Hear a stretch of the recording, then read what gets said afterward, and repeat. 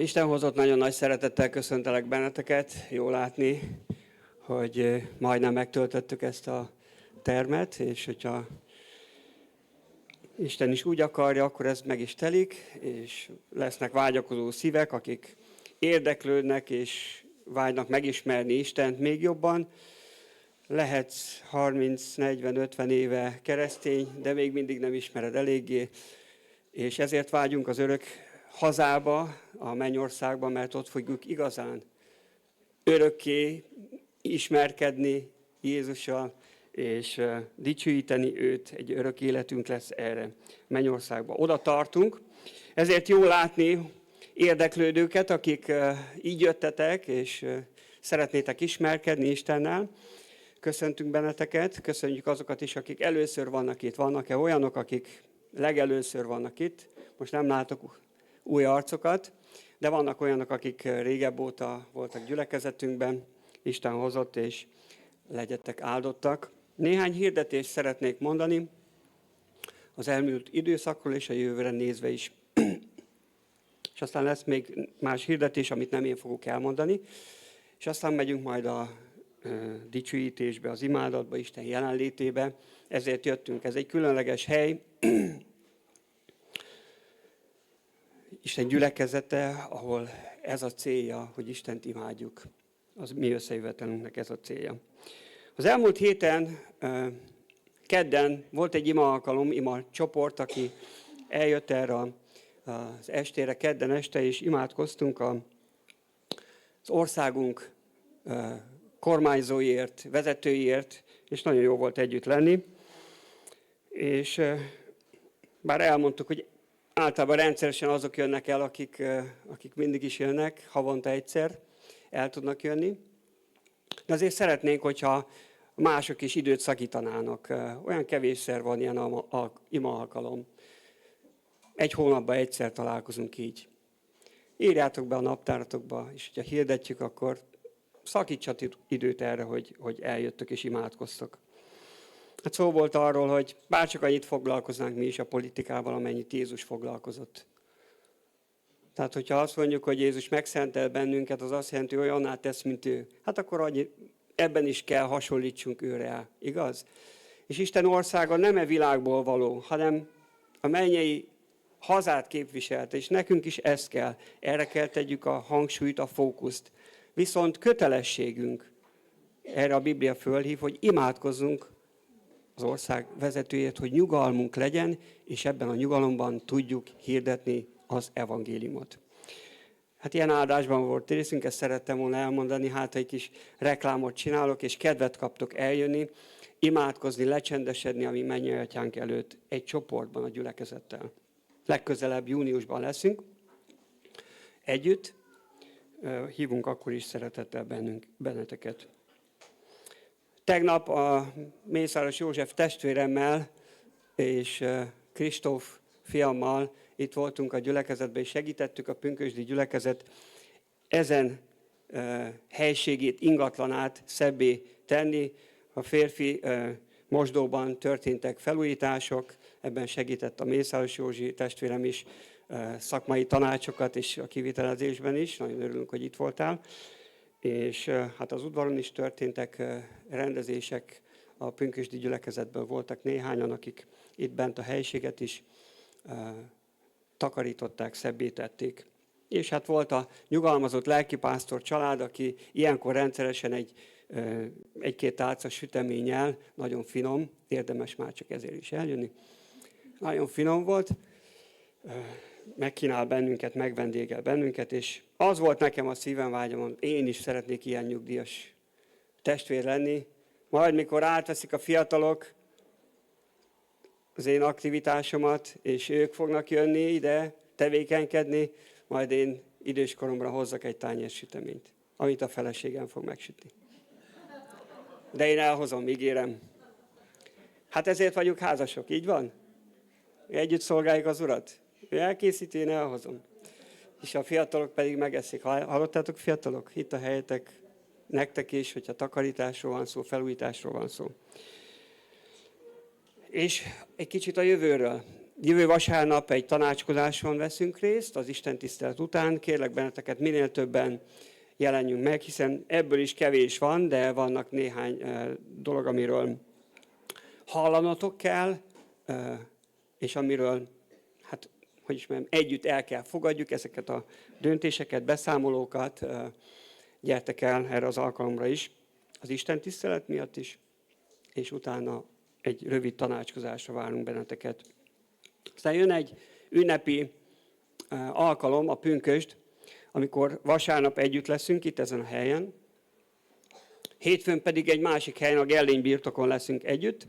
Ott a gyülekezetünk egy pörköltet fog főzni a Grósz Árpi testvérünk segítségével, vagy az Árpik segítségével, akik ők már egyek, nem csak névben, hanem a szolgálatban is, és sok mindenben, az aktivitásban. Segíteni fogunk ebben, és aki tud jönni egy kicsit hamarabb, gyertek, krumplit pucolunk, és segítjük a szakácsoknak a munkáját. Erre az alkalomra lehet egy kis süteménnyel is, ahogy szoktunk szolgálni, és így vendégeljük meg egymást, és azokat, akik az asztalunkhoz jönnek.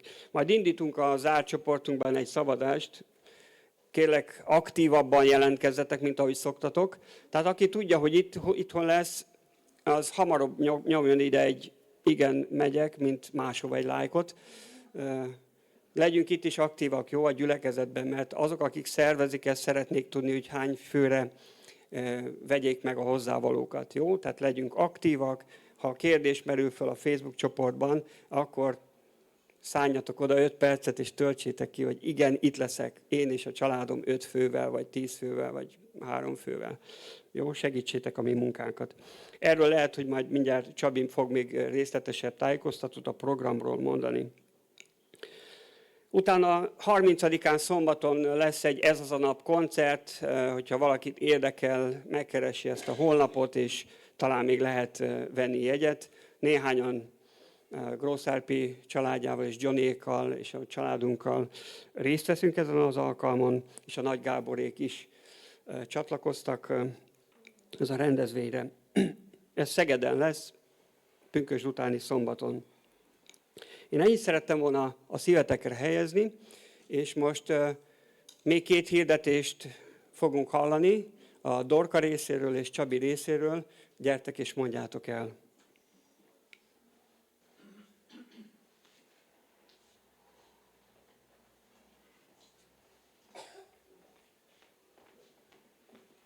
Sziasztok!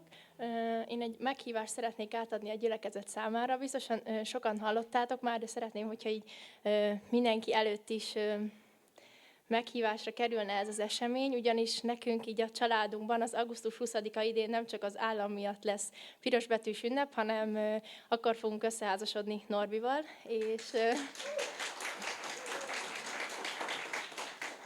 és szeretnénk erre meghívni a gyülekezetet, hogy velünk együtt ünnepeljetek.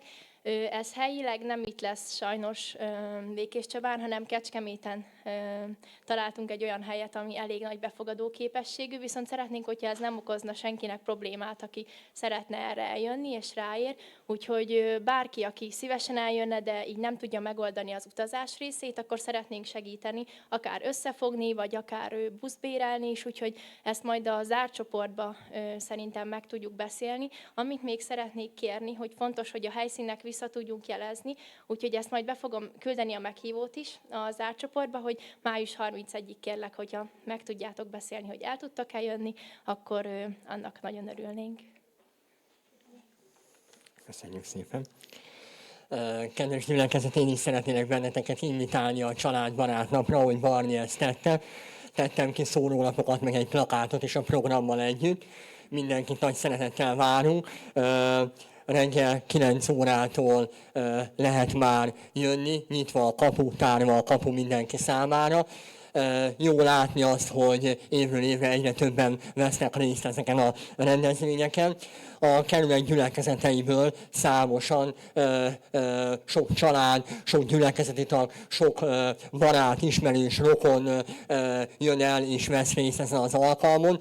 Minden évben egy kicsit változatosabb, kicsit különlegesebb programokkal próbálnak a fiatalok készülni, így ebben az évben is lesz valami más, valami új, ami eddig nem volt. Mindenkit várunk nagy szeretettel, hogyha időtök engedi, akkor május 25-én, pünkösd hétfőjén, Gyulán a Gellény birtokon mindenkit nagy szeretettel várunk, és ha tehetitek, gyertek el, hozzátok el családtagjaitokat, barátaitokat, szomszédaitokat egyaránt. A másik egy ilyen nagy esemény a gyülekezet életében június 6-ától 10-éig, hétfőtől péntekig, ez hetedik hó, július, mindig összekeverem, 7. hó 6-ától 10-éig az angol tábort szeretnénk megszervezni.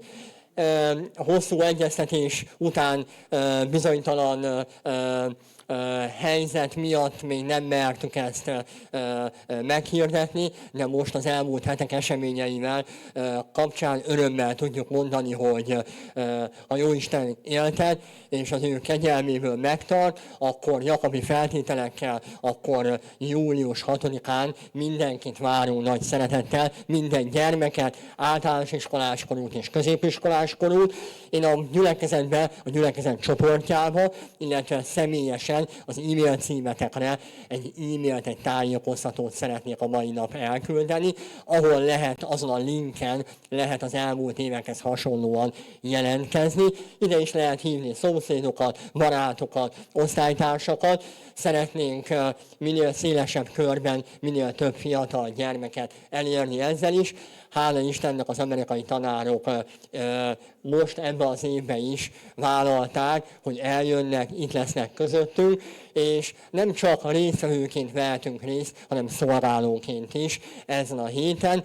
Jövő héten a tanácskozáson szeretnék ezzel kapcsolatban még több információt a gyülekezet tagjai számára megosztani, de így előjáróban röviden ennyit szerettem volna veletek közölni. Köszönöm a figyelmeteket, Isten áldja meg a gyülekezetet.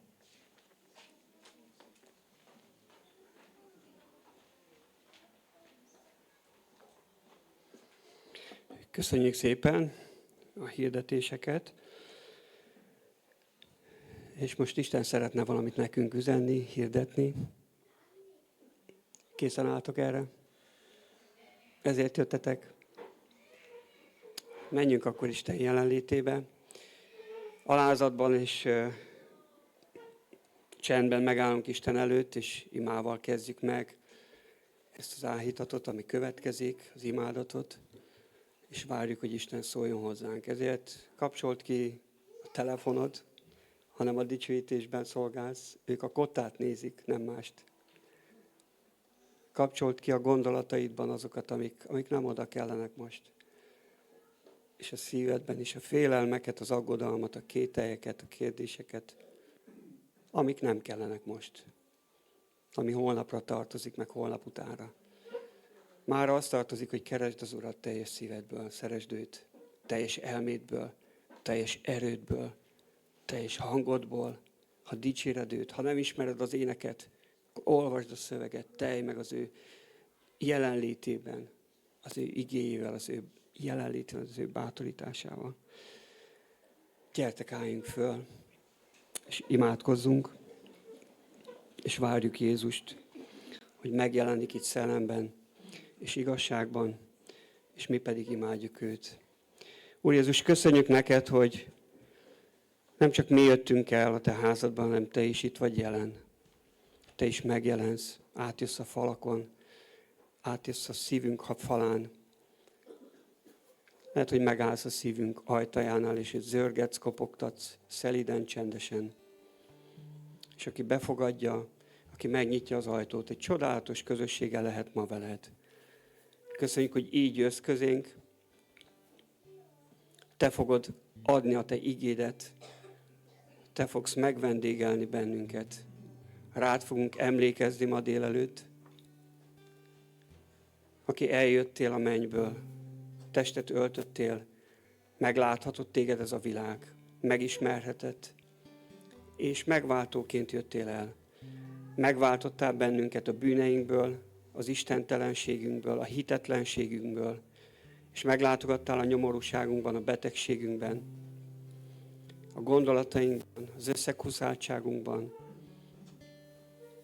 és elhívtál bennünket, megszólítottál, és azt mondtál, gyere, kövess engem. Uram, szeretnénk ma közösségben lenni veled.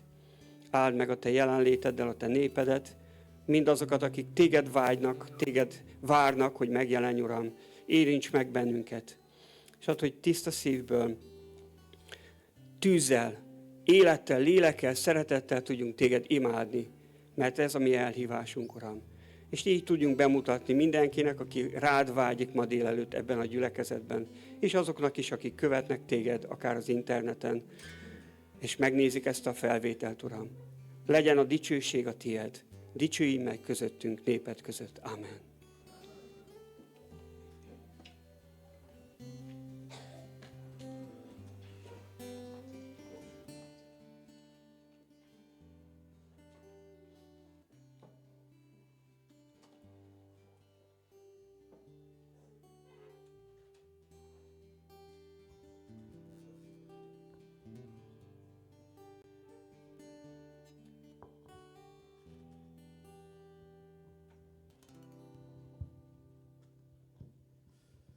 Kegyelmed elég, kegyelmed elég, kegyelmed elég nekem. Kegyelmed elég, kegyelmed elég, kegyelmed elég nekem. Hűséges vagy, ó Istenünk, a harcokban nem nekünk kell győznünk. Csendes vízhez terelgetsz és irgalmat hoz, nem választ minket semmilyen.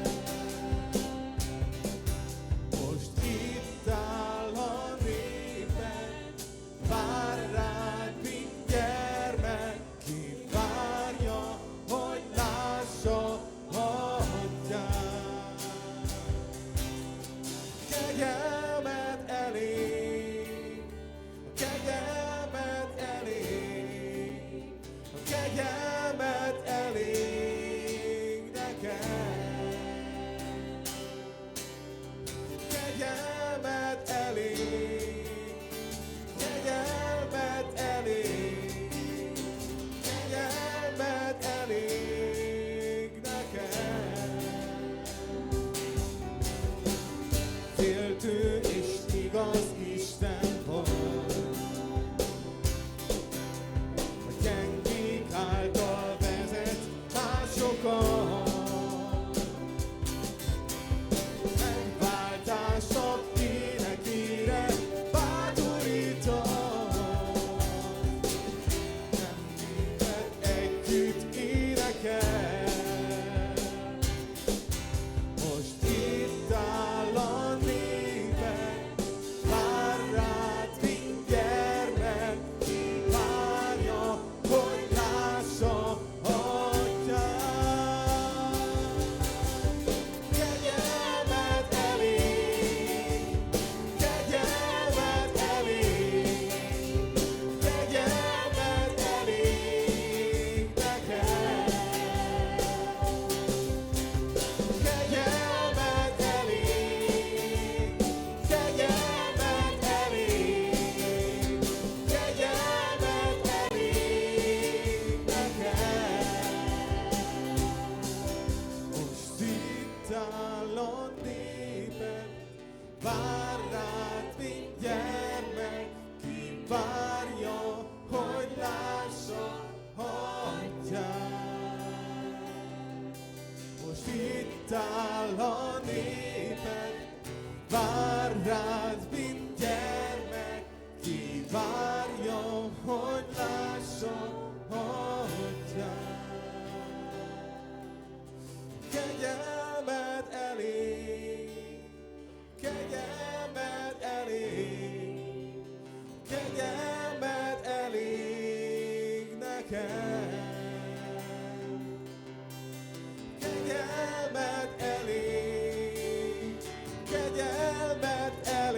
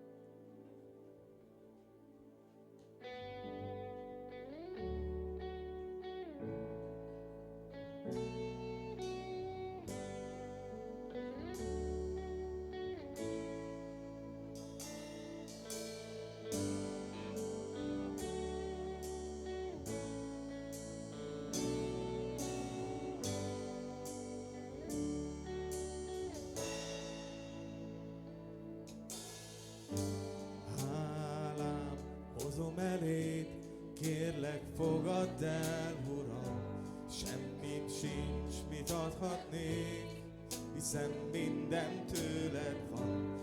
Leoldoztad a gyászruhám, letörölted könnyem, minden nehéz harcon át, veled vár a győzelem. Úgy szerettél, értem jöttél, átöleltél, felemeltél.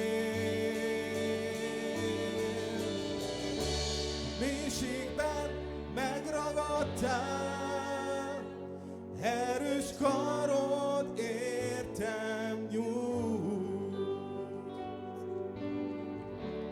Elvesztem, te megtaláltál, Jézus, te vagy, aki út.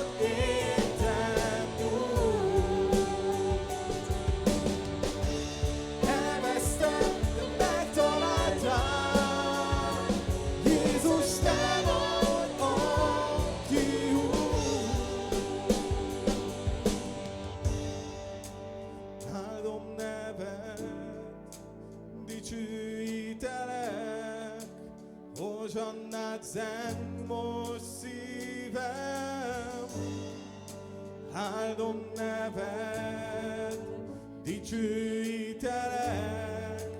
Hozsannát zeng most szívem, áldom neved, dicsőítelek. Hozsannát zeng most szívem.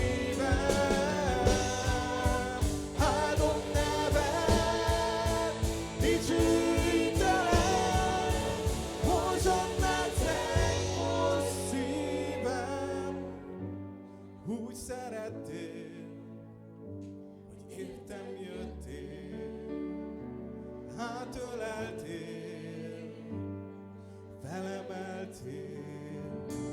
Úgy szerettél, értem jöttél, átöleltél, felemeltél.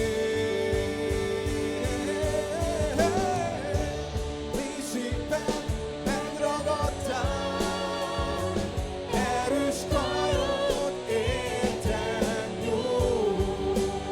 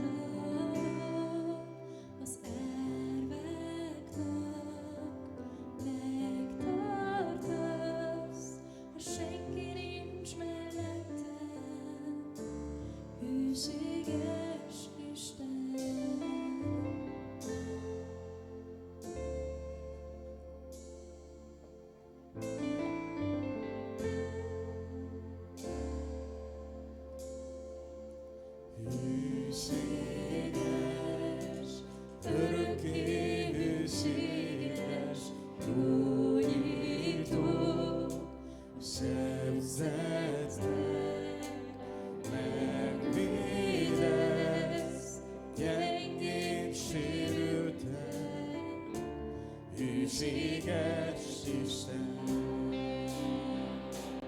Éneklek a teremtő, megtartó Istennek, uralmat, szerelmet soha nem múlik el.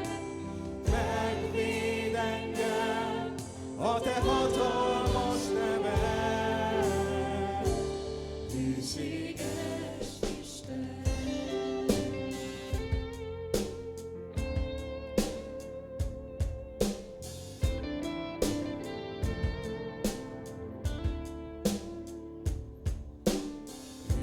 Hűséges, örökké hűséges, védelmed a megtöltett,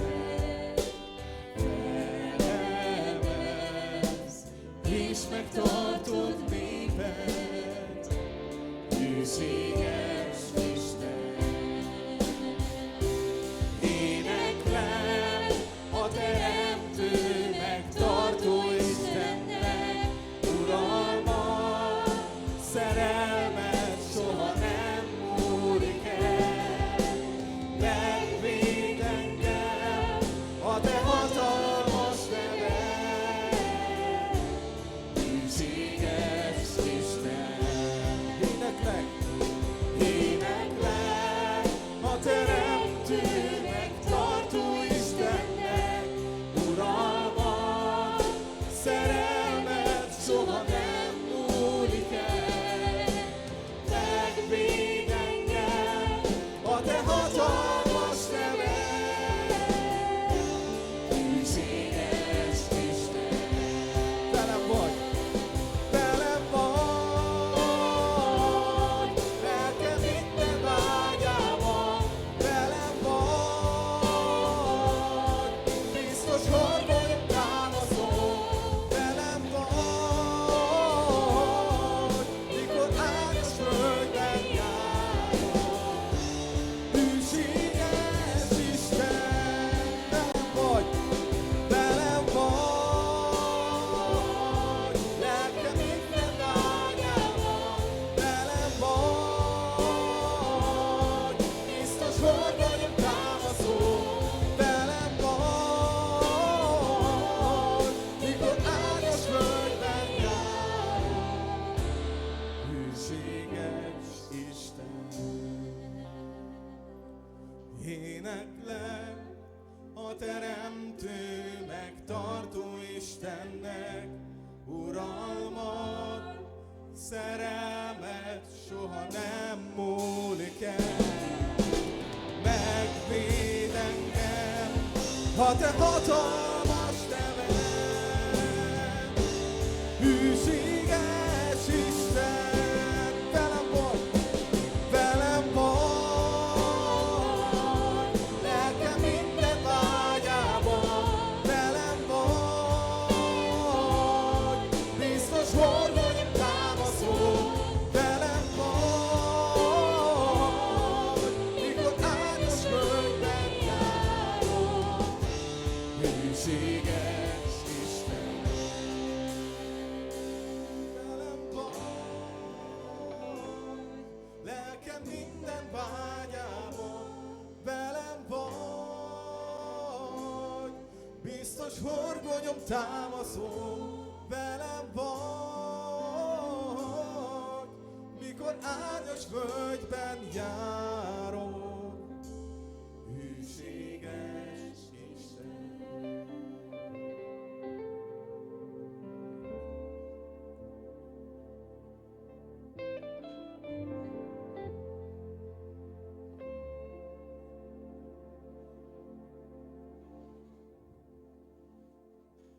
Sok szeretettel köszöntöm a gyülekezetet.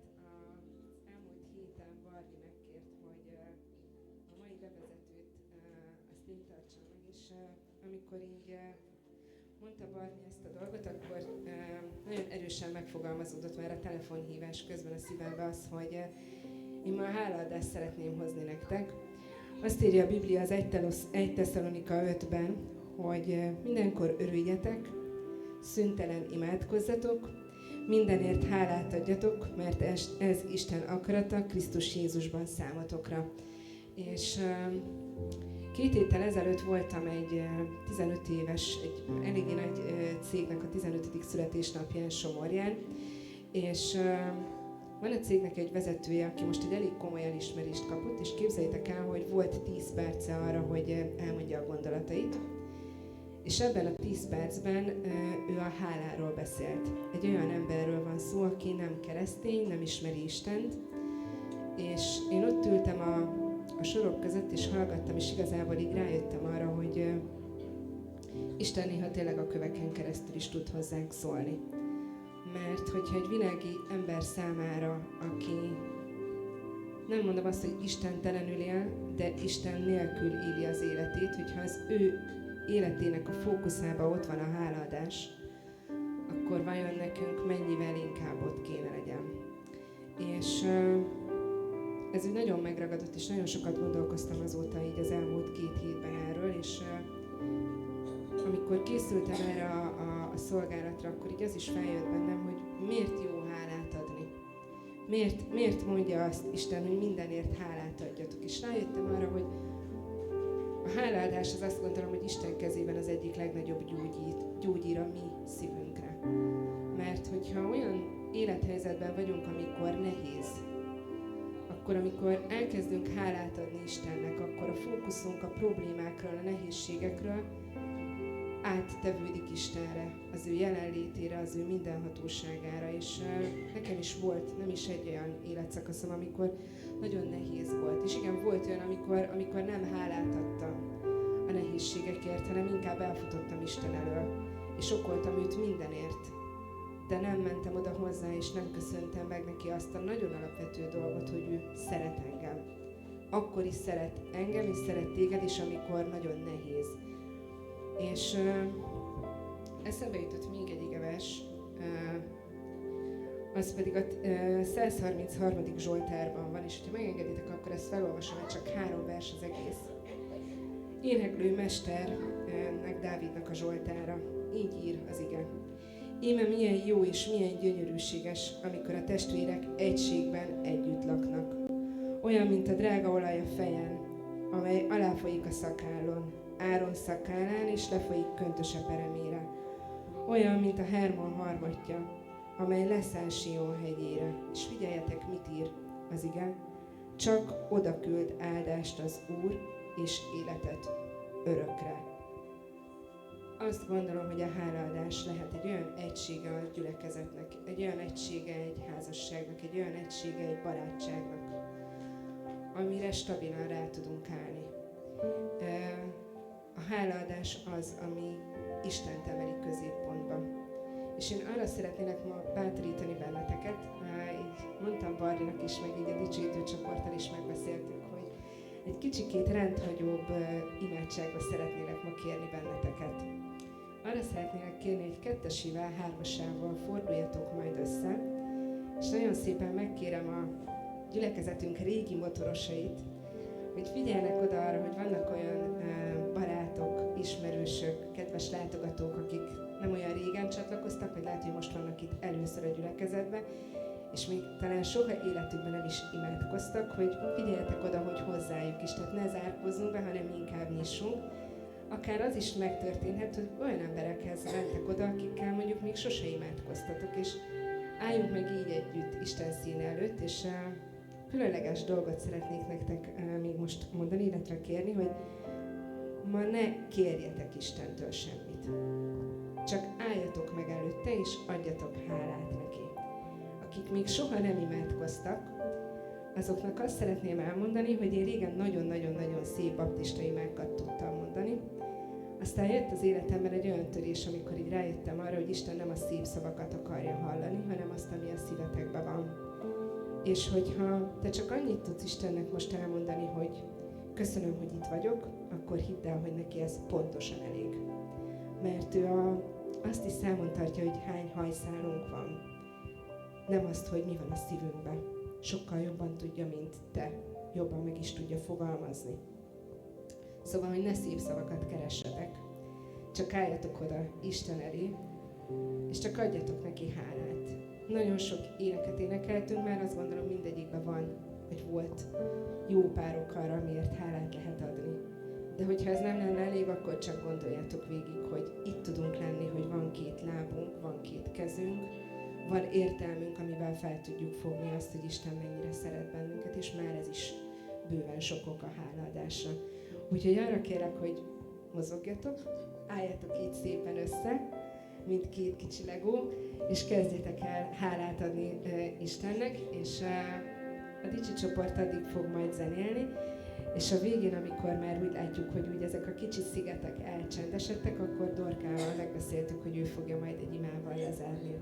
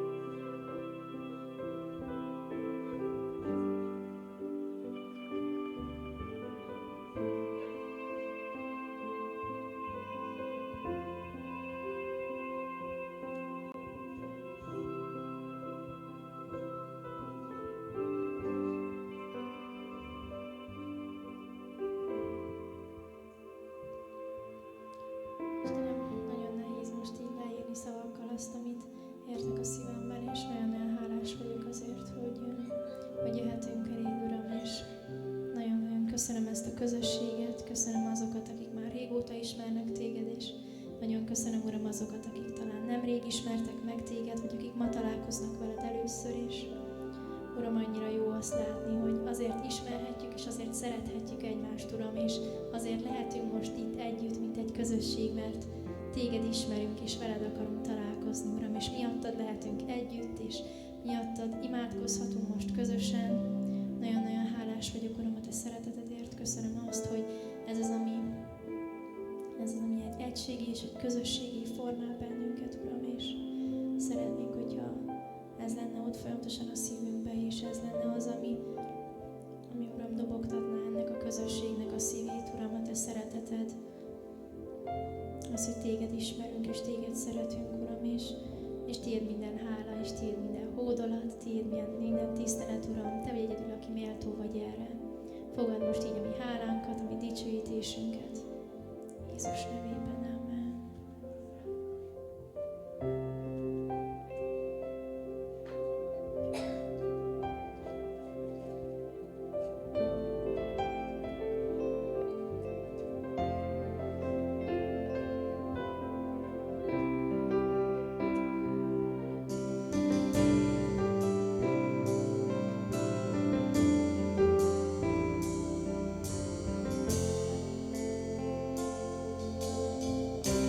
Világosságon és segítségem, Te vagy, Uram, kitől félek. Életem ereje, csak Te vagy, miért rettegnék? Megóvsz engem a veszedelemben, elrejtesz a szárnyaid alá. Egyetlen vágyam van, hogy lakhassam házadban életem idején. Lábadnál halk időszeken, és gyönyörködjek benne, amíg csak élek én.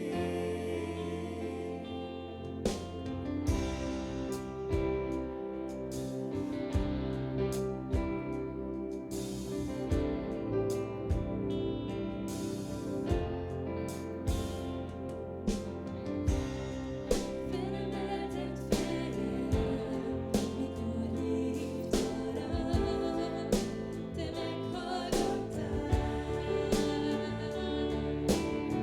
Sziklára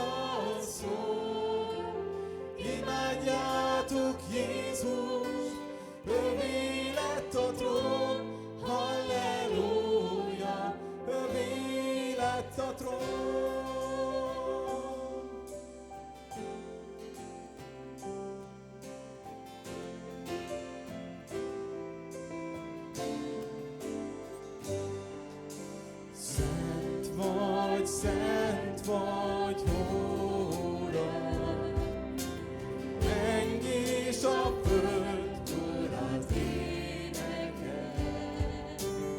Eljön minden nép dicsér, hódolnak mind a nemzetek. Minden tér meghajol, minden nyelv meghallja, hogy te élsz. Fenn a mennyben új dal szól, imádjátok Jézus, övé lett a trón, halleluja, övé lett a trón. Fenn a mennyben új dal szól, imádjátok Jézus, övé lett a trón, halleluja, övé lett a trón. Az ég és a föld is megremeg, aki áldjuk szent neve, Jézus, így várunk téged. Az ég és a föld is megremeg, aki áldjuk szent neve, Jézus, így várunk téged. Az ég és a föld is megremeg, aki áldjuk szent neve, Jézus, így várunk téged. Az ég és a föld is megremeg, aki áldjuk szent neve, Jézus, így várunk téged.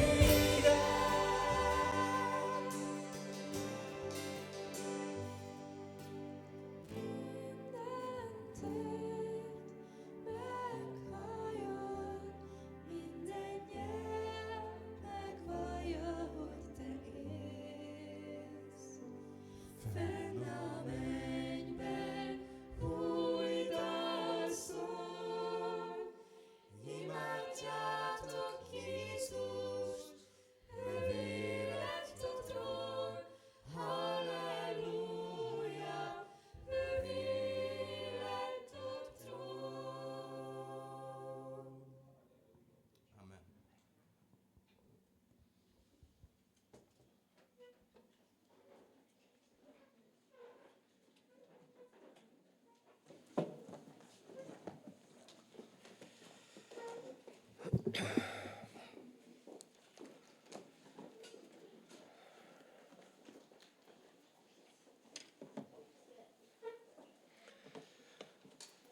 Mindig nagy élmény az Isten dicsőíteni,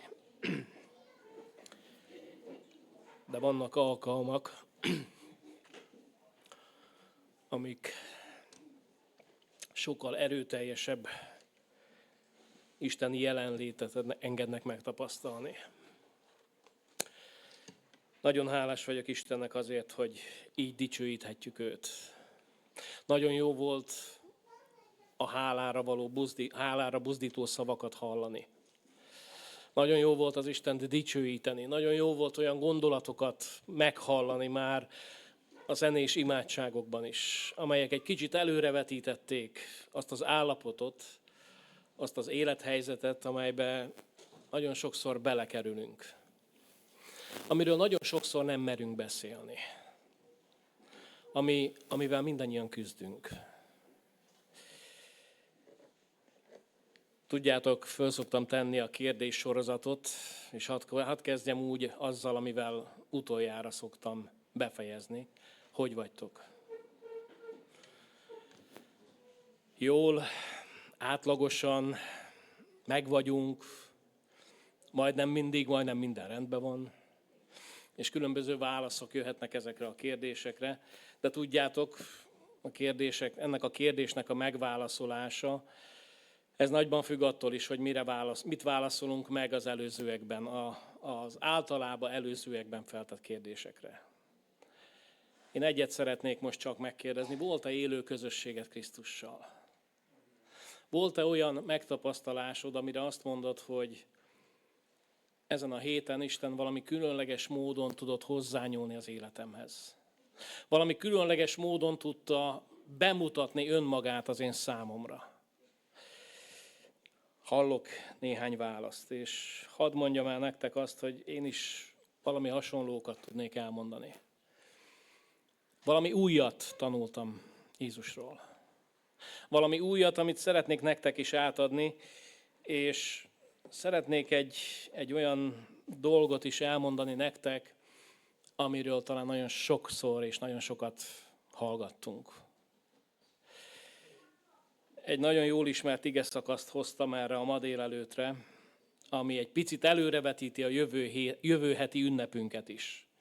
Tudja valaki, hogy milyen ünnepünk lesz a jövő héten? Józsi bácsiról tudtam, hogy egyből ő lesz az első, aki ezt mondja. Mennybe menetel napja.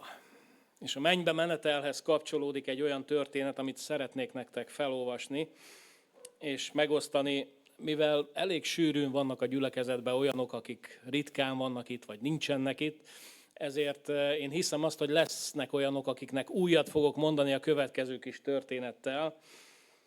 Az Úr Jézus misszió parancsát szeretném majd felolvasni a gyülekezet előtt, és egy teológiai élményemmel hadd gazdagítsam ezt a kezdést.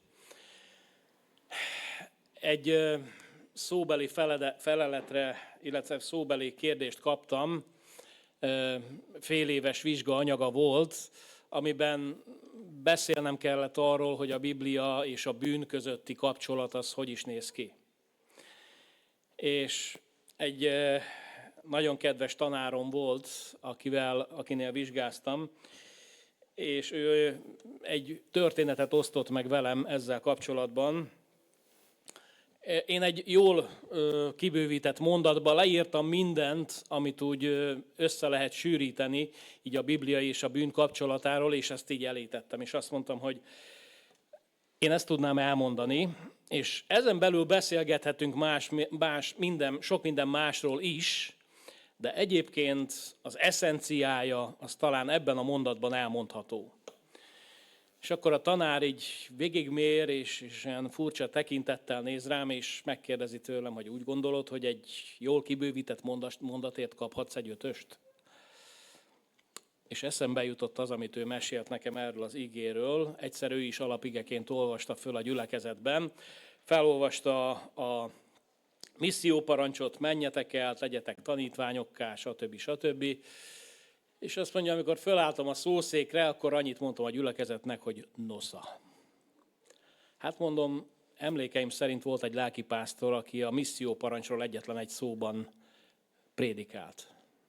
Természetesen aztán ő mondta, hogy azért egy kicsit kibővítette ezeket a gondolatokat, de mindenképpen nagyon megmarad bennem ez a történet, és ezt a történetet hoztam alapigeként Máté evangéliumának a 28. részéből, a 16. verstől a rész végéig fogom felolvasni az igét, amit a gyülekezet fennállva hallgat meg, és majd az ige olvasása után áldáskérő imádságra hadd kérjem meg majd szeretettel Misut. Régen hallottuk már hangosan imádkozni. Máté evangéliumának 28. részéből a 16. versen elkezdve így hangzik Istenünk igéje. A 11 tanítvány pedig elment Galileába arra a hegyre, ahova Jézus rendelte őket. Amikor meglátták őt, leborultak előtte, pedig kétségek fogták el őket. Jézus hozzájuk lépett, és így szólt. Nekem adatott minden hatalom mennyen és földön, menjetek el tehát, tegyetek tanítvánnyá minden népet, megkeresztelve őket az Atyának, a Fiúnak és a Szentléleknek nevében, tanítva őket, hogy megtartsák mindazt, amit én parancsoltam nektek, és ímé én veletek vagyok minden napon a világ végezeteig. Eddig olvastuk az igét, imádkozzunk.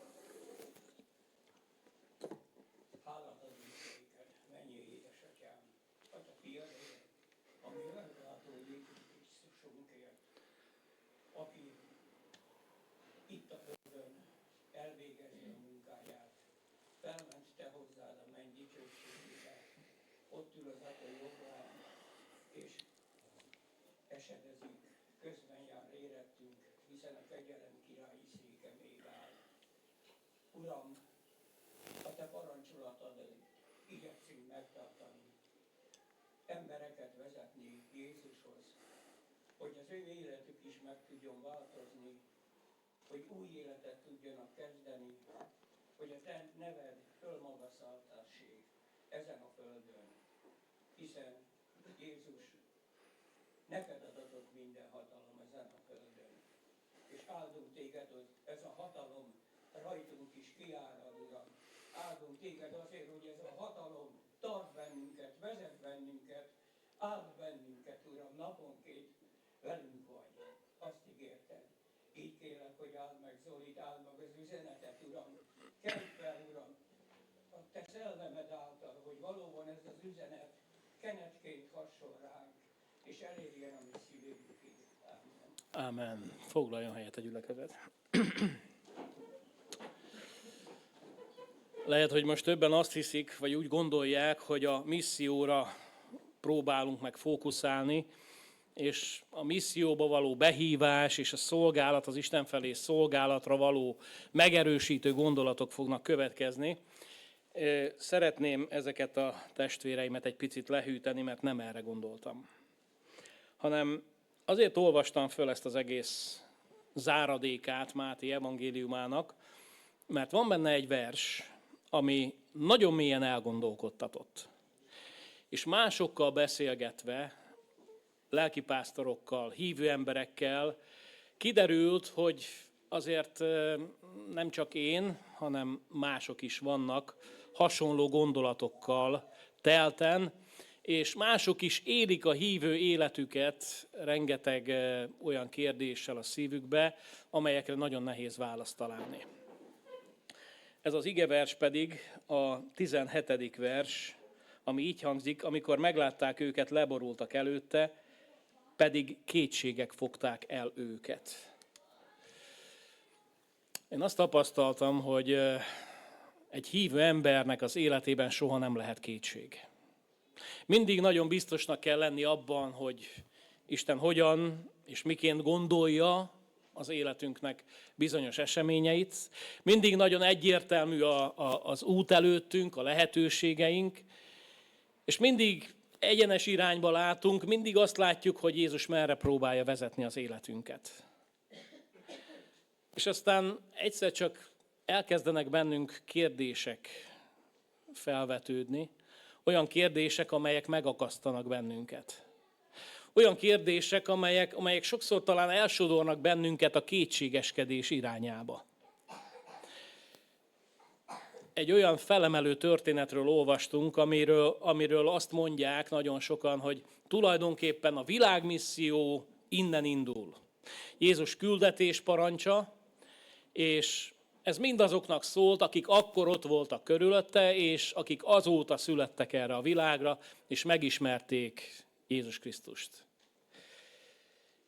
És a tanítványokról lehet olvasni különösen ezeket a gondolatokat, és Jézus nem kezdi el a tanítványokat kiválogatni, nem kezdi el őket különböző jelzőkkel illetni, hanem nagyon jól látta, hogy a tanítványoknak a szívébe kétségek vannak. Szolgálták az Istent, dicsőítették az Istent, de kétséggel a szívükbe. Én úgy gondolom, hogy nagyon sok hívő ember életében ez a kétségeskedés, ez olyan érzéseket hoz felszínre, amelyeket megpróbál inkább elhesegetni magától. És azt gondolja, hogy egy hívő emberhez nem való az ilyen gondolkodás. Hogy lehet az Isten ígéreteiben kétségeskedni? Hogy lehet egyáltalán kétségbe vonni azt, amit Isten megígért az övéi számára? És nézzétek meg, ott vannak a tanítványok, akik Jézus 3 éves földi szolgálatában végig vele voltak. Látták a csodatételeit, látták az ő keresztre feszítését, az ő halálát, és megtapasztalták a feltámadását is. És amikor Jézus azt mondja, hogy elmegy, akkor a tanítványok szívében mégis ott volt a kétség, a kétségeskedés. Már-már a hitetlenség. Egy olyan érzés, ami az emberben, hogyha ott marad kielégítetlenül, akkor egy nagyon rossz irányba tudja elsodorni az életét. Mit is jelent kétségeskedni, és mit jelent kétségbe esni? Ez két teljesen különböző fogalom. A Biblia is teljesen külön értelmet ad ennek a két emberi tulajdonságnak. A kétségeskedés a aporeo görög kifejezéssel van megjelölve, ami inkább bizonytalanságot és zavarodottságot jelent. Nem tudom, hogy jártunk-e úgy már az életünkben, hogy néha nem értettük, hogy Isten mit akar velünk. Volt egy elképzelésünk arról, hogy merre fog menni az életünk, volt egy elképzelésünk arról, hogy Isten milyen irányba vezet bennünket, és aztán történt valami, ami megzavart bennünket. És abban a pillanatban így megállunk, ledermedünk, és úgy megáll a levegő. Nem tudjuk, hogy hogyan menjünk tovább. Nem tudjuk, hogy mi legyen a következő lépés. Mint amikor valaki úgy megy, és hirtelen hall valamit, és úgy megáll, megmerevedik, és nem tudja, hogy mi lesz a következő lépése. Elvesztem, de megtaláltál. Az egyik énekből idéztem, amit énekeltünk. Jézus, te vagy a kiút. Ez is egy énekből van idézve. Velem vagy, mikor árnyas völgyben járok. Ez is az egyik énekünk volt. És amikor meghallottam ezeket a gondolatokat, akkor tudtam, hogy Isten előttem jár. És talán nagyon sokunkban felötlött az az érzés, hogy Isten a tökéletes, Isten a jó, ugyanakkor ezek azok a hangok, amelyek nagyon sokszor az ember életében elhalkítják a kétkedés szavát, a kétségeskedés szavát. Úgy nőttem fel, és amikor hívővé lettem, akkor úgy éltem az én hívő életemet, hogy azt éreztem, hogy nekem nem szabad kételkednem. Amit a Biblia leír, az úgy van, és azt úgy kell elfogadni. De miért? Miért van az, hogy egy beszélő szamárról beszél a Biblia? Miért van az, hogy olyan csodák vannak megjelölve, leírva a Bibliába, történetként, igazságként, amelyek egyébként ilyen meseszerű dolgok? Miért kell nekem ezt elhinni? Nem tudom, hogy nem-e éreztetek valami hasonló kihívásokat az életetekben. Amikor olyan dologgal szembesültetek Istennel kapcsolatban, ami megdöbbentő. Amire azt mondjátok, hogy hát azért álljunk meg egy szóra. Tényleg így volt? Tényleg ez lehetett? És amikor az ember így elkezd kétségeskedni, akkor azt érzi, hogy ez egy rossz út, ez egy rossz irány, és inkább elhesegeti magától ezeket a gondolatokat, elássa jó mélyre, ami, higgyétek el, hogy előbb-utóbb egyszer csak felszínre jön megint. És talán már nagyon sokszor ástuk el magunkban ezt az érzést, hogy kétségeskedünk. Nem érzem az Isten jelenlétét az életembe. Látok olyan példákat magam előtt, amelyek megakasztják az én hitemet, és sorolhatnám azokat a kérdéstömegeket, amelyek nagyon sokszor elbizonytalanítanak bennünket abban, hogy feltesszük magunknak a kérdést, hogy akkor most mi van? Mint hogyha Isten nem ezt ígérte volna. Mint hogyha én nem így ismerném az Istent. Egy néhány alkalommal szeretnék beszélni a kételjeinkről majd. Egy olyan sorozatban gondolkodom, illetve egy olyan sorozatot kezdünk el a mai napon, ami megpróbálja megértetni velünk azt, hogy mit is jelent a hívő ember életében a kétkedés. Mit is jelent az, hogy néha úgy megakaszt bennünket Istennek egy-egy olyan terve az életünkben, amelyről mi másként gondolkodtunk.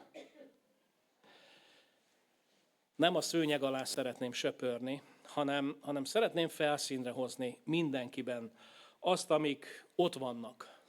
És Jézus nagyon jól látja, hogy az életünk tele van ilyen küzdelmekkel. Az életünk tele van egyfajta ilyen mini hitetlenkedéssel, amikor nagyon nehezen akarjuk elhinni azt, hogy Istennek tényleg ez az akarata, ez a döntése. Nagyon sokan úgy gondolják, hogy a hívő ember nem kétségeskedhet.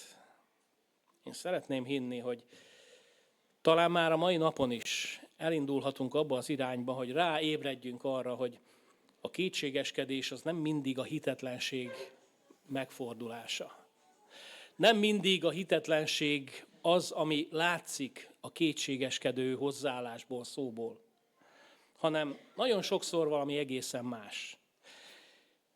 Jézus egy világmisszióra hívja az ő tanítványait, és nem szelektál. Látja a kétséget mindannyiuk szívébe, de nem mondja azt, hogy neked mondom, neked nem mondom, neked megint mondom, te meg majd még megtérhetsz, hanem azt mondja, hogy mindenki, aki ott van, mindenkinek, aki ott van, ő szeretné az ő akaratát elmondani. Tegyetek tanítványokká minden népeket. Nagyon csodálatos dolog az, hogy Isten, amikor szolgálatra hív bennünket, akkor nem mindig a tökéleteseket hívja. Nem mindig azokat hívja, akiknek a szívében abszolút nincs kétkedés. Nem azokat hívja, akikről úgy gondolják, hogy perfektek, hogy tökéletesek. Hanem Jézus jól látja a tanítványok szívében is ezeket a kétkedéseket. És talán minket, embereket is, Isten ma élő gyermekeit is, nagyon sokszor ez az érzés kerít hatalmába. Vannak kétségeink, vannak olyan érzéseink, amelyek egy kicsit törik az életünket. Amelyekről nem igazán gondoljuk azt, hogy ez Istennek az akarata. Az Úr Jézus mindannyiunkat hív az ő szolgálatára. Úgy, hogy kétség van a szívünkben, úgy, hogy talán nagyon sokszor nem érezzük azt, hogy nekünk ott volna a helyünk, ahová Isten helyezett bennünket. És különböző olyan érzések, életérzések lehetnek bennünk, amelyek felszínre hoznak olyan dolgokat, amelyek egészen addig elhatalmasodhatnak az életünkben, hogy kétségbe vonjuk a saját életünket, az Istenhez fűződő viszonyunkat. Amikor az ember a kétségeiből eljut a teljes kétségbeesésig, az egy viszonylag hosszú út, akkor, hogyha a kétségeskedéseit nem kezeli. A kétségbeesés egy teljesen más kifejezés, illetve nagyon hasonló az előző, a kétségeskedés kifejezéshez. A kétségbeesés kifejezése a görögben az aporeu. Amikor már túl vagyunk a kétségeskedésen, amikor már beletörődünk abba, hogy ez a helyzet, amikor már teljesen összeomlott az életünk, amikor már a kétség is elmúlt az életünkből, és megmaradt az az érzés, hogy ez már mindenképpen a pusztulásunkhoz vezet. Olyan sokszor érzékeltem azt, hogy a mi kétségeskedéseinket nagyon sokszor olyan dolgok váltják ki, amelyek ott vannak előttünk, amelyekkel naponként találkozunk. Nem szeretnék nevet mondani, de lelkipásztor testvéremmel beszélgetve egyszer egy olyan kérdést szegezett nekem, ami engem majdnem a földhöz csapott. Egyszer csak mindenféle előzmény nélkül rákérdezett arra, hogy te hiszel Istenben? Mondom, hogy kérdezhetsz ilyet? És elmondta, hogy tudod, nagyon sokszor nagyon nehéz benne hinni. Nagyon sokszor megkérdezem magamtól, hogy mit keresek én itt. Nagyon sokszor érzem azt, hogy én egy teljesen felesleges részlete vagyok az Istennek az Isten által festett képen. Talán nem árulok el zsákba macskát, amikor elmondom azt, hogy volt olyan érzés bennem is jó néhányszor, amikor nagyon szívesen átadtam volna a szolgálatot másnak. Tudtam, hogy szólni kell, tudtam, hogy menni kell, de egyszerűen nem éreztem az Isten jelenlétét, Nem éreztem azt, hogy Isten engem küld, nem éreztem azt, hogy Isten engem üzenettel ruház fel, és olyan feleslegesnek éreztem azt, hogy egyáltalán megszólaljak. Olyan jó lett volna akkor eltűnni. Olyan jó lett volna így akkor úgy távol maradni, úgy csendben maradni, és meghúzódni a hátsó félhomályba. Miért vannak ilyen érzések a hívő ember életében? Nagyon sokan mondják azt, hogy hát azért, mert a sátán támadásai azok folyamatosak. És az embert ott támadja, ahol a leggyengébb. A kétségeskedéseinknek még nem a teljes hit az okozója. A hitetlenség az okozója. Hanem hiszünk mi Krisztusban, szolgáljuk mi Krisztust, odaadjuk a tizedünket, megteszünk mindent azért, hogy ott tudjunk maradni a Krisztus közelében, de ott vannak a kétségek a szívünkben, és nem vagyunk benne ebbe a kapcsolatba teljes egészében. Olyan sok kiváltó oka lehet ennek. Nagyon sokan néznek a körülményekre. Ha Isten olyan, hogy megengedi a világban azt, hogy ez és ez történjen, a gyülekezetünkben ez és ez történjen, a saját életemben ez és ez történjen, hát akkor én csalódni fogok az Istenben. És nagyon sokszor a mi körülményeink vezetnek el bennünket egy olyan felismerésre, amely nem a mi elképzeléseink szerint fog történni, hanem az isteni elképzelések szerint.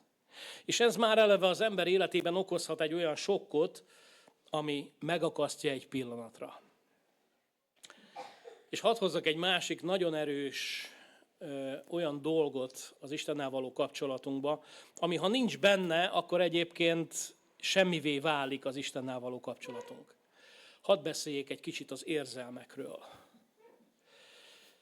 Amikor szolgálattevő emberrel beszéltem, aki odaszánta az életét Krisztusnak, aki nagyon komoly szolgálatot végzett, egyszer csak fölteszi magának azt a kérdést, hogy miért szolgálom én az Istent? Miért vagyok én benne?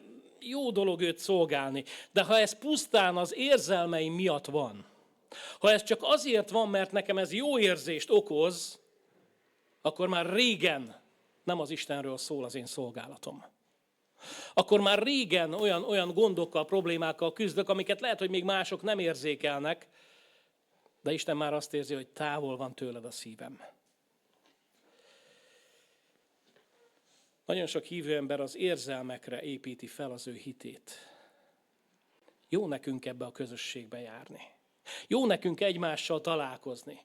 Jó nekünk az Istennek dicséretet énekelni, és nagyon sok minden jó dolog, de ha ennyiből áll a hited, akkor ez nagyon kevés. És talán érdemes feltenni magadnak a kérdést, hogy vajon az érzelmek mennyire vannak jelen az Istennel való kapcsolatunkban. Jelen kell, hogy legyenek, erőteljes módon jelen kell, hogy legyenek, de nem válthatja fel a hitünket az érzésvilágunk. Az Istenhez fűződő kapcsolatunkat az, hogy mi jól érezzük magunkat. Nem ez az Istennek a felénk nyújtott ajándéka, hanem az, hogy igenis néha érezzük magunkat nagyon rosszul. Nagyon rosszul, mert olyan gondolatokkal próbál meg bombázni bennünket, ami megpróbál felrázni abból a langymeleg állapotból, amelyben sokszor belesüpped az életünk. És mi énekelve, dalolva érezzük azt, hogy mi mindent oda tettünk Krisztusnak. És amikor az ember a mélyére tekint, amikor Isten olyan helyzetbe, olyan élethelyzetbe kényszerít bennünket, hogy oda hit kell, akkor azt érezzük, hogy az Istenben csalódtam. Mert én beletettem magam az ő szolgálatába, lehet, hogy szív nélkül, de Isten nem akarja megadni azt, amire én nagyon vágyok. Csalódni akarunk az Istenbe. Szinte borítékolható annak az embernek a hite, aki csak az érzésekre alapozza az Istennel való kapcsolatát. Elége neked az, hogy eljössz vasárnaponként, és hű, de jól érezzük magunkat. Hű de szép szolgálatai vannak a gyerekeknek, a dicsőítő csapatnak. Hű de jó gondolatokat lehet hallani.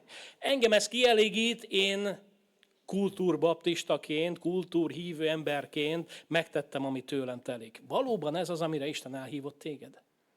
Valóban ez a mélysége annak, hogy benned soha nincsenek kétségek? Amikor az ember életében az érzelmek kerülnek első helyre, akkor a valódi hit az valahova második, harmadik, vagy ki tudja, hanyadik helyre kerül. Isten a hitünket szeretné megerősíteni. Hiszen a kétségbeesés, a kétségeskedés, az mindenképp a kétségeskedés el tud vezetni egészen a kétségbeesésig, ami maga a kétségbeesés már a hit szinte teljes hiányát érzékelteti az emberrel. Aztán vannak olyanok, akik egy rossz apaképet hordoznak magukban. Nagyon sok filozófusnak, Kantnak, Freudnak, és még talán mondhatnék neveket, csak nem jut több eszembe, akiknek nagyon rossz édesapjuk volt. És talán nem csak filozófusok vannak így, hanem vannak így átlag emberek is, akik azt érzik, hogy az apjukkal, az édesapjukkal való viszony az nemhogy nem felhőtlen volt, hanem egyszerűen rettenetes. És úgy gondolják, hogy kinek van szüksége egy olyan mennyei atyára, mint amilyen apaképet kaptam én gyermekkoromban, azt gondolva az Istenről, hogy ő is olyan. Nagyon sok emberben tévképzetek élnek arról, hogy milyen az Isten. És egy másik nagyon fontos gondolat az, ami nagyon sokszor kétségeskedésig juttat bennünket, és hogyha nem kezeljük, akkor egészen kétségbe vezetnek el, kétségbeesésbe fognak elvezetni bennünket, az a döntéseinken múlik. Amikor ott állok egy válaszút előtt, amikor az élet kihívásaira olyan válaszokat kellene adnom, ami Isten előtt is elfogadható, vagy pedig járjam a saját utamat. És a döntéseinkben nagyon sokszor megmutatkozik az, hogy a hibás döntés az arról szól, hogy bűn van az életemben. A hibás döntést hozó ember az megpróbál együtt élni a bűnével. És amikor egy dologban rosszul dönt, és ennek a döntésének a következményeit kell, hogy megélje, akkor elkezdi az Istent hibáztatni azért, amit neki meg kellett, hogy éljen. Megint szeretnék visszacsatolni ahhoz a gondolathoz, ami bennünket, hívő embereket olyan bátrakká tesz. Amikor úgy gondoljuk, hogy vannak bűnök az életünkben, kisebb bűnök, talán nagyobbak is, de ezeket úgy megbocsáthatjuk mi saját magunknak. Ezekkel majd mi foglalkozunk, ez nem kell, hogy oda kerüljön az Isten színe elé, pedig ezek a dolgok, ezek ugyanúgy halmozódnak az életünkben, ugyanúgy lesz majd büntetésnek büntetése is, és amikor eljön ez a pillanat, akkor mi mégis az Istent próbáljuk meg ezért okolni. Ó, de sok hívő ember életét láttam már így romba dőlni. Amikor a saját döntéseim miatt az Istent okolom. Pedig Isten soha nem akart egy olyan élethelyzetbe kényszeríteni, amelybe én magam vezettem be a saját életemet. Merünk-e magunknak föltenni kérdéseket? Amikor olvassuk a Bibliát, akkor vajon gépiesen úgy olvassuk, hogy igen, nem átgondolva, hogy miről szól, hanem úgy mindenféle szűrő nélkül elfogadva úgy gondoljuk, hogy igen, ez így igaz. Ez volna a helyes, de mi emberek vagyunk. És ott van a szívünkben az, hogy néha azért kétségeskedünk. És hadd legyen itt előttünk példaként ez a tanítványi kör, akik látták Jézus csodatetteit, látták az ő halálát, feltámadását, látják, hogy most a mennybe megy, és mégis olyan hihetetlen. Mégis küzdenek a szívükben azzal, hogy akkor most hogy is lesz? Mi is történt most? meg vannak zavarodva. Olyan jó dolog az, hogy Isten ezeket a zavarodott embereket nem elküldi magától.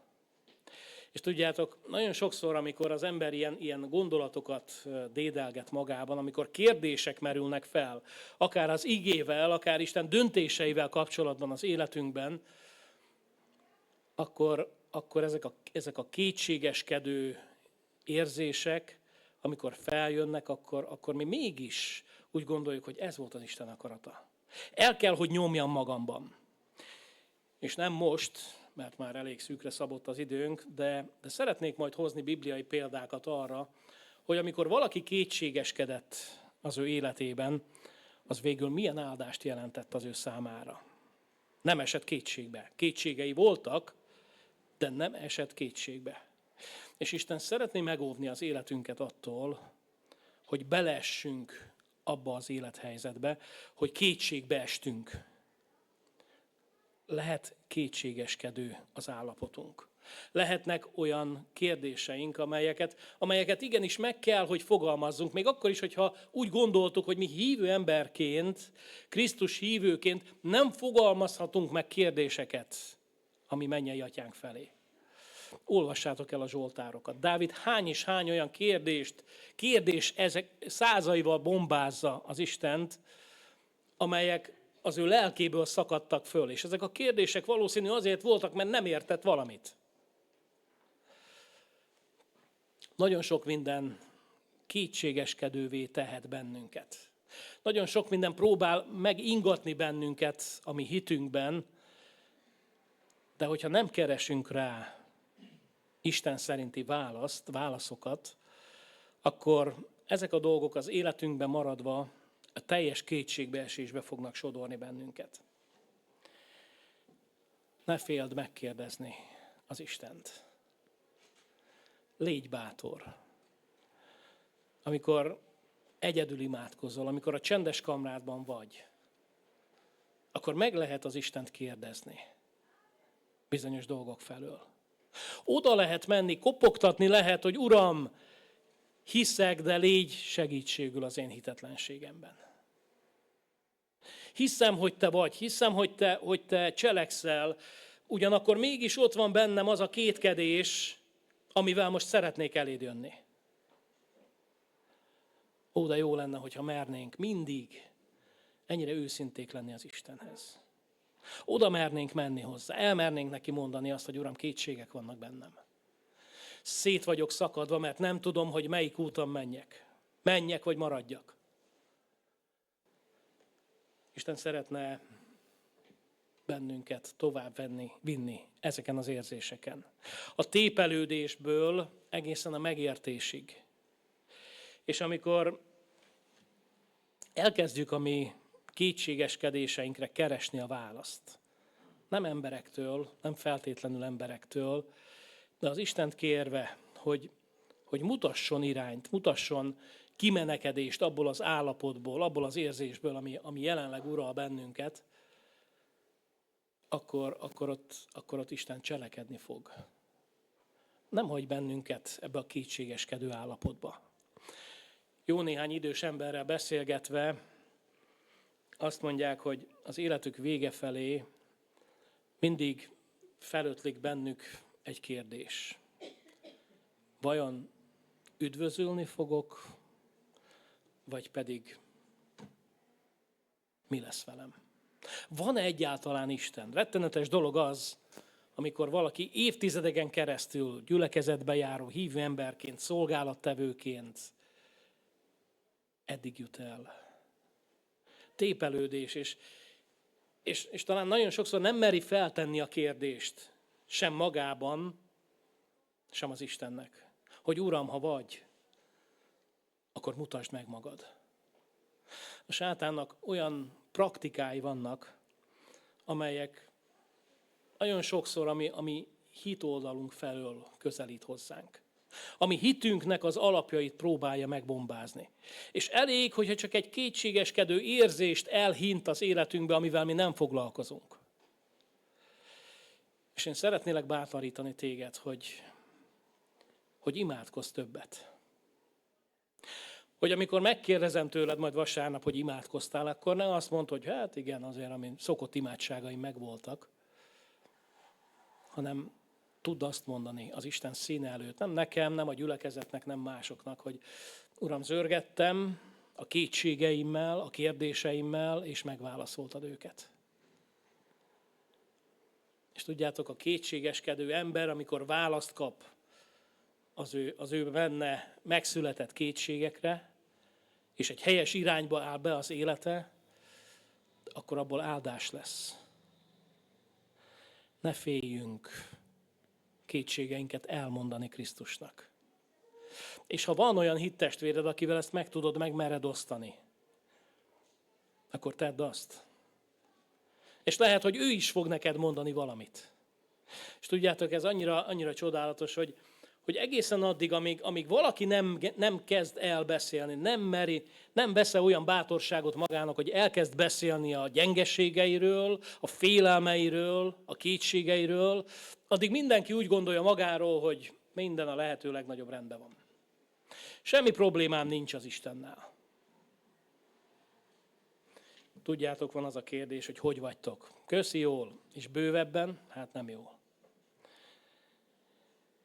Amikor rádöbbenünk arra, hogy Isten egy picit mélyebbre szeretne látni, Isten egy kicsit mélyebbre szeretne vinni bennünket a vele való közösségben, akkor talán érdemes megnézni azt, hogy mi inspirál bennünket arra, hogy eljöjjünk a gyülekezetbe, arra, hogy szolgáljuk az Istent, arra, hogy hívőnek nevezzük magunkat, és egyáltalán igazak-e azok az értékek, amelyek ott vannak az indulásunk óta a hívő életünkben, vagy pedig azóta már nagyon sok minden megkopott.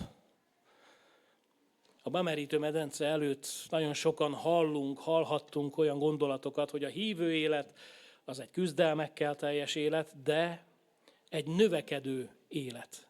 És a Krisztusban való növekedés az kiválaszthat bennünket, és eljuttat bennünket az Isten akarata szerinti üdvösségre. És nagyon sokan ezzel a felbuzdult lendülettel indulunk neki az útnak. És aztán nagyon hamar elkezdjük érezni azt, hogy kevés ez a lendület. Érzelmek, szívbeli és gondolatbeli döntés az, hogy Jézussal járok, vagy pedig csupán érzelmek. Egy nagyon érdekes kis, nem is tudom, egy ilyen csoportfeladat volt egyszer egy képzésen, ahol arra a kérdésre kerestek választ, illetve azt a kérdést tették fel nekünk, hogy mi milyen lelkipásztorok vagyunk. Olyanok, tehát kinek mi a mozdonya? Az érzéseid, vagy a hited? Mi az, ami inspirál téged a szolgálatban? Mi az, ami előrébb és előrébb próbál vinni téged? Vagy mi az, ami éppen stagnálásra, vagy netántán visszalépésre buzdítja, vagy kényszeríti az életedet? Nagyon érdemes föltenni magunknak is ezt a kérdést. Amikor az Istennel való kapcsolatomról szól, mi az elsődleges? Mi az, ami engem hozzá köt? A hitem, vagy az érzéseim? Persze a kettő együtt, de ha valamelyik túlsúlyba kerül, azt tudjátok, hogy soha nem jó. A kiegyenlítettség, az a fajta kettősség, ami szükségeltetik ahhoz, hogy Istent a maga valóságában láthassuk az életünkön keresztül, ahhoz kell az, hogy a józanságunk, az érzelmeink és a hitünk valahogy egyensúlyban tudjon lenni. Hívlak benneteket erre az egyensúlyra. És hogyha kétségek vannak bennetek, akkor ne féljetek kimondani ezeket a kétségeket. Gyertek Krisztushoz, és ő nem engedi, hogy kétségbe essen az életetek. Egy záró gondolat, amit felírtam magamnak, úgy hangzik, hogy nem az az igazán erős hit, amely sohasem kételkedik, hanem amely a kétségek közt is növekedni tud. Jövő héten szeretnék erről egy kicsit bővebben is beszélni. Olyan bibliai szereplők életén keresztül, akik átélték ezeket az érzéseket. És én szeretnélek hívni benneteket arra is, hogy ha kétkedés van az életetekben, ha sokszor nem értem dolgok vannak előttetek, akkor merjétek azt megkérdezni Istentől. Ámen. Énekeljünk egy éneket.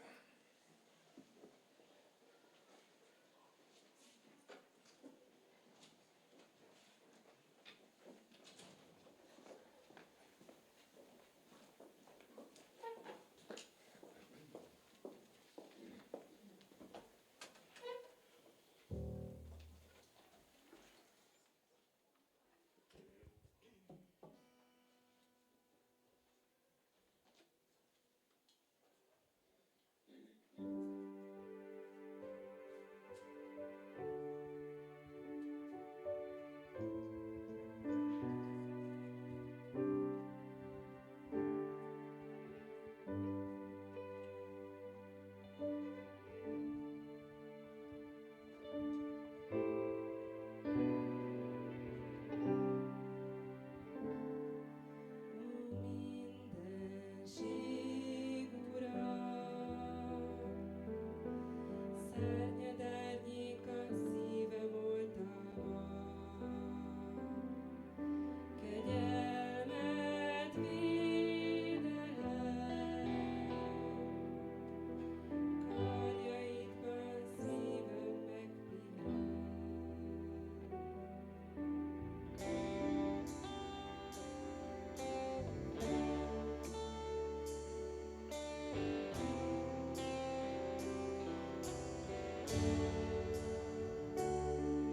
Lehet száraz a puszta, lehet magas a hely, neked nincs lehetetlen, minden térdre borul, ha te hangod szól. Lehet száraz a puszta, lehet magas a hely, neked nincs lehetetlen, minden térdre borul, ha te hangod szól. Viharban béke van, még a csillagok is térdet hajtanak. Erődet bíztad rám, hogy több lehessek minden álmomnál. Lehet száraz a puszta, lehet magas a hely, neked nincs lehetetlen, minden térdre borul, ha te hangod szól. Lehet száraz a puszta, lehet magas a hely, neked nincs lehetetlen, minden térdre borul, ha te hangod szól.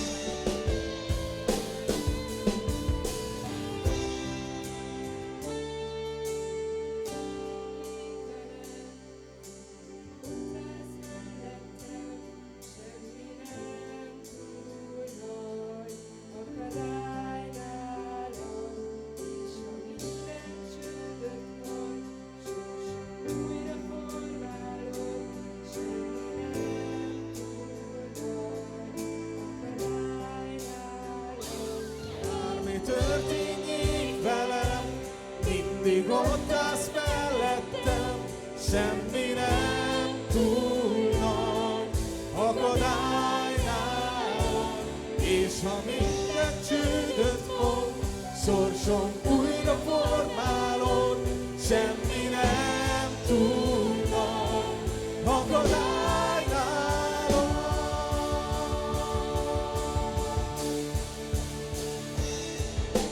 lehet száraz a puszta, lehet magas a meg, neked nincs lehetetlen, minden térbe vonulhat, te hangod szól, lehet száraz a puszta, lehet magas a hely.